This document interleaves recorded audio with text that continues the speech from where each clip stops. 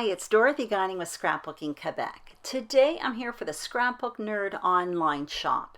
The design team was challenged to work with a Milena Woodiwiss sketch this week, so I'm going to be creating a layout with this as my inspiration.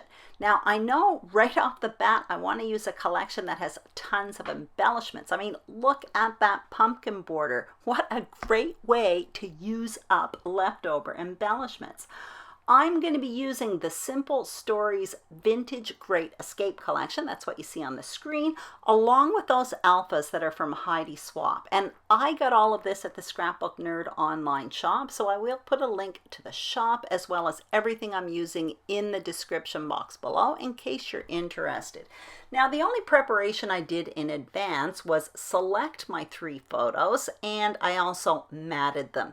Now, you may notice the one in the middle is double matted, and in addition to that, I added 3 layers of hidden cardstock behind that photo, and that's going to add a little bit of dimension later on. So I'm showing you everything here I have on my desk. Basically, I've used a lot of this collection, but I still have tons of embellishments left, so this sketch is perfect for that. What I'm going to do is kind of create a photo mat to put underneath my 3 photos. Now, you may notice the photos that I'm using are smaller than what Milena has on the sketch, and I will put measurements for everything I'm doing on the screen. So for that reason, I can put printed paper behind there and it will show up behind these photos. So I cut down that large printed piece plus 2 smaller pieces, and I'm placing them on the page just as I plan to use them. And I'm going to place the photos there, but I want to make sure I have enough room for my title up above that border. I want the title to be on the white. So what I did off camera is I put my title on wax paper so I could play around with placement, and you're going to see it in a minute. Those are the Heidi Swap letters, and my title is going to be Our Mushroom Quest. So the letters in green, I cut those out with my Big Shot. So I'm digging out my dies right now, and they're from Pink Fresh Studio. They're called the Adore Alpha die set, I think. And I really love mixing die cut letters with thickers because the die cuts are flat and the thickers have a little bit of dimension, and they're really fun to layer up. Those 3 words there are all kind of layered up, but you can still tell they are 3 words. So it's just a fun technique. It's a fun way to play with titles, really.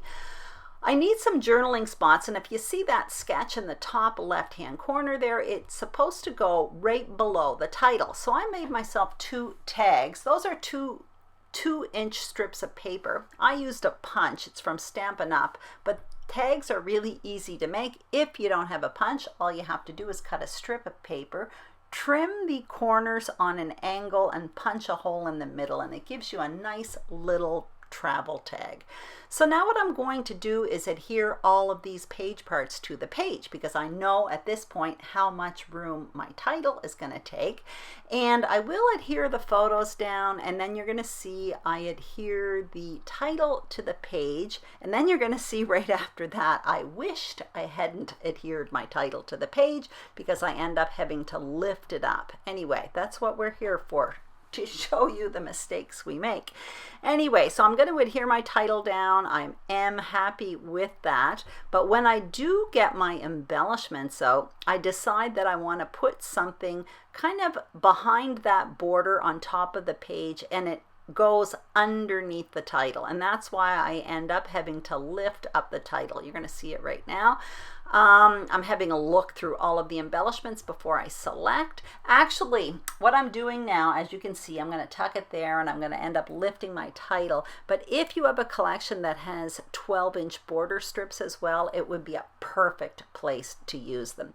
Anyway, luckily I use an adhesive that permits me to move things around a little bit before it becomes permanent, and that will be in the description box below. I tend to change my mind a lot when I scrapbook, so that type of adhesive is really, really important for me.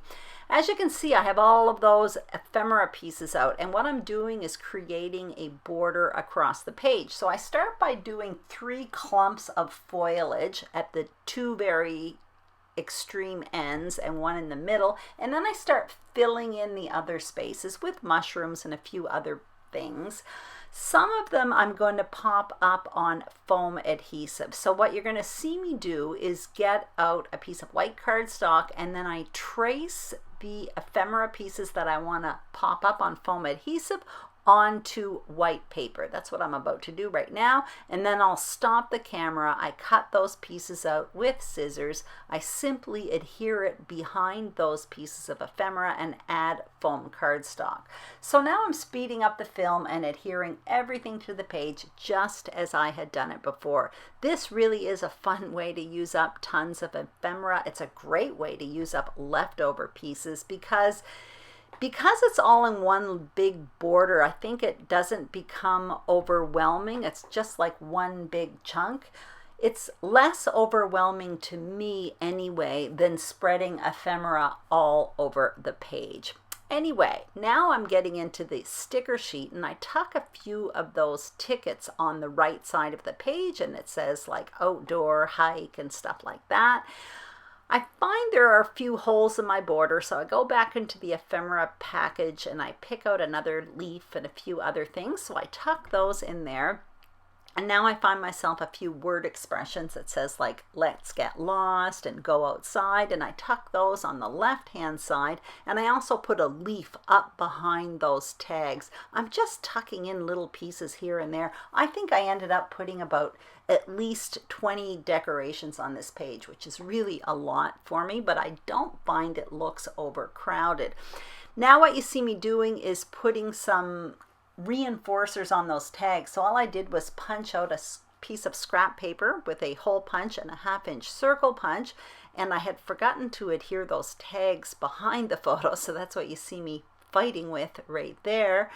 And all I'm going to do is add some twine, and that is some twine from Lawn Fawn. So I'm simply doing a few bows, and I eventually put them down with some glue dots. Then you're going to see me go into the ephemera pack again, or into the ephemera, and I find these little hearts, and I'm thinking of putting them around the page. I end up not using them, but in the still photos at the end of this video, you are going to see I added 2 more stickers. That's it, and you're going to see it. It's at the bottom border there. One says explore, and on the left it says unplugged. And that's it. I just added my journaling. I hope you enjoyed this video. If you did, please give it a thumbs up. If you haven't subscribed to the Scrapbook Nerd YouTube channel or my channel, Scrapbooking Quebec, we would love it if you did. Also, be sure to check out the Scrapbook Nerd Online shop. They get new stuff all the time. Thank you so much for watching, and have a fantastic day. Bye-bye.